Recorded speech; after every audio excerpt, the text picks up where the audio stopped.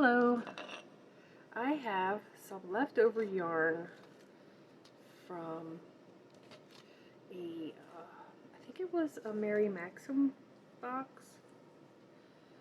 and it was this really nice like bulky 6 or 7. I mean, it's quite the thick yarn.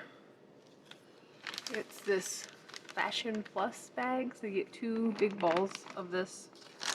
And I've been making cat beds and stuff like that from it because it's so thick and plush, and you know, I like my kitties. So I'm going to show you my latest cat bed. It's for the windowsill in the winter when it gets cold. My cats still like to look outside. So make 2 chains and then go back into the first chain. Just get 2 strands over your hook like that, right here and here. Pull that through and then wrap your yarn again. Pull through 1 time, pinch it, pull through both. Go back to the yarn that you were pinching. In the back here, it might be a little hard to separate it from that 1 loop. That's why I pinch it. You pull that through, pull it through again, 1 time, pinch it, pull through 2. You go through that loop that you were pinching, pull through 1 loop again, pinch that loop, go through 2. So keep doing this until you get the width of your windowsill. Okay?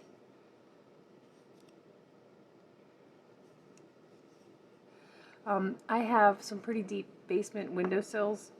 They're like 8 inches deep, and it's just wide enough for a cat to lay down in and look at squirrels and birds and things.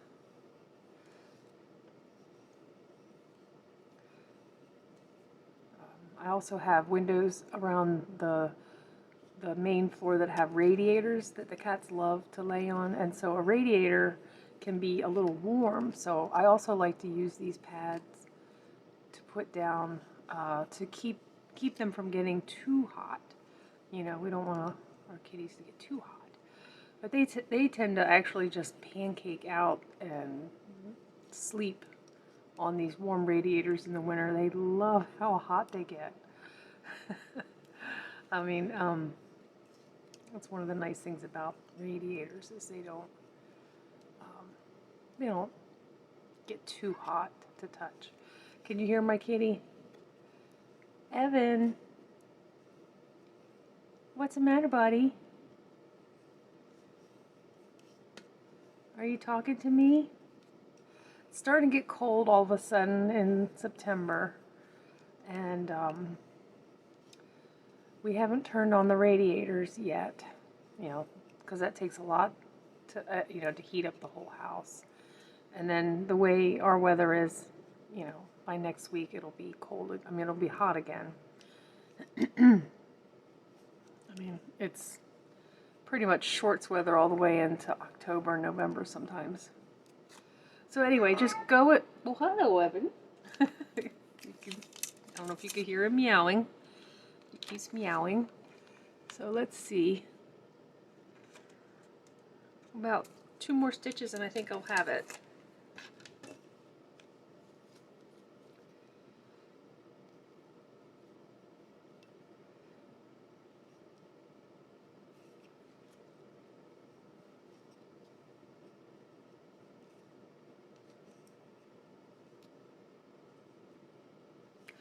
What's nice about this yarn is it just works up so quick.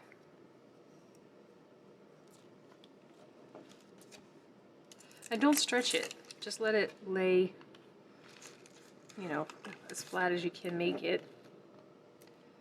Here, 8 inches. Perfect. Okay. So now we'll just turn your work, and we are going to do, I'm going to do a slip stitch, or a chain, do a chain. I don't normally do that. I usually do those stacked single crochets, but in this particular stitch I'm going to use a turning chain. You go into the back loop, and then you go down to the bottom of your foundation chain, and you pull up 2, and then you pull up 2. So this is I think a single crochet waffle stitch, or thermal stitch. This is the single crochet thermal stitch. I don't know why they call it the single crochet, because it feels like a double, doesn't it? Because you're going through 2 and then you're pulling through 2. But that's what it is. And so you want to make sure you get down to the V. Don't settle for this middle row of stitches. That's the middle of it. Get the bottom. And that's the farthest you'll have to reach, because once you start this stitch, these will be very close together. It's just the first one, it feels like they're really far apart. This particular bar and this particular bar, they feel like they're just miles apart, but they really aren't.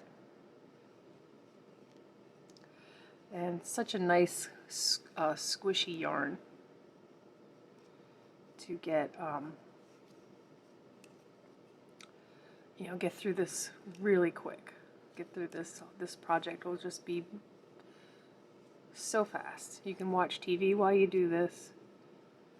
It's an easy stitch, and if you have kitty cats that like to sit on windowsills in the winter, they'll thank you, because this is a nice pad. The thicker the yarn you use, the better, because it not only will it be fast for you, but it'll be cushy for them.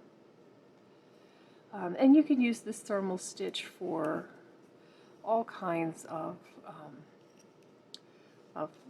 makes. You can make a rug out of this if you use a thick cotton yarn, or you double up cotton. I couldn't do that because it would hurt my hands. I think cotton is pretty hard to work with, even one-stranded. But if you wanted to use this stitch for a rug in the like when you step out of the shower in the bathroom, this would be a really nice absorbent rug. You could use this as like a heavy blanket, like I don't necessarily like a blanket that's heavy. It's right at the end here. Just do one slip stitch. Now you really hardly turn this, because there I'm ready to go. I just did that slip stitch, and now I'm going to go into here. I'm going to go into here.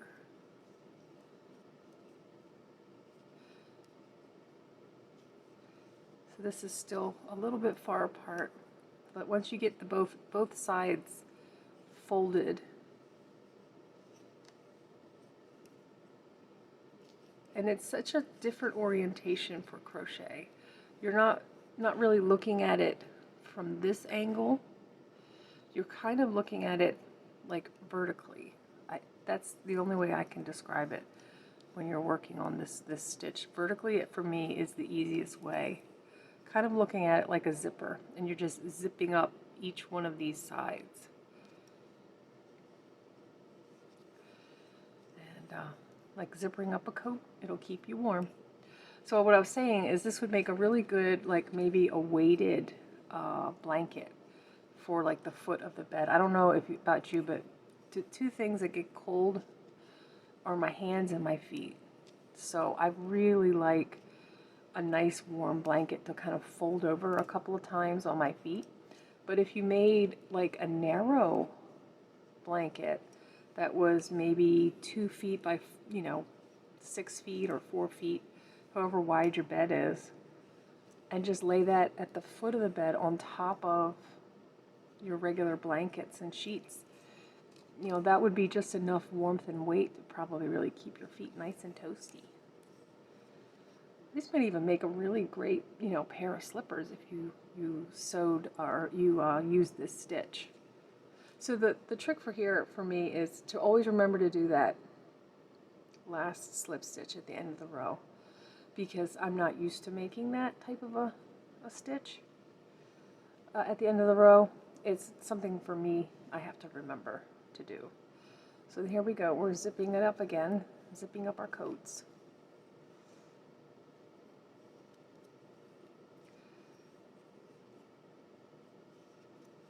I hope that you enjoy this type of a stitch, where it might be repetitive and you might think, oh geez, how boring, but it is nice to be able to have something that you can just relax, have a nice cup of tea or a glass of wine if you like that, a nice beer, a little shot of mead or some vodka, however you keep warm in the winter, and get yourself, an audiobook to listen to. I like to go to the library online, and I use this Libby app. It's great. You get free audiobooks, and I get to listen to stories. I listen to podcasts. I like to find my favorite comedians and see what they're up to on the podcast circuit, because a lot of times you'll find people that you like to listen to, or you thought they were pretty cool. Maybe they had a Netflix special or something that was funny, and then come to find out they have, a podcast that they, maybe 2 or 3 comedians will talk, and it's really funny and it's free. So I enjoyed those. I like to laugh, and I hope that you enjoyed watching me make this nice squishy. Look at it.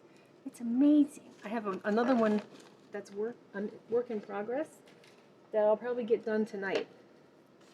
Look at it. Isn't that fabulous?